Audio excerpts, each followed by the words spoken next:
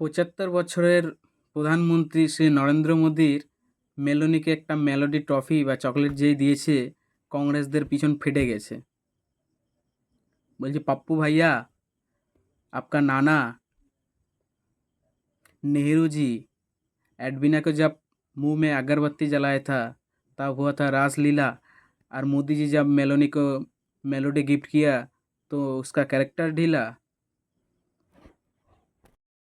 ধর্মের নামে দেশটাকে ভাগ করে দিল, 3 খণ্ড করে দিল, তার বেলায় কিছুই না।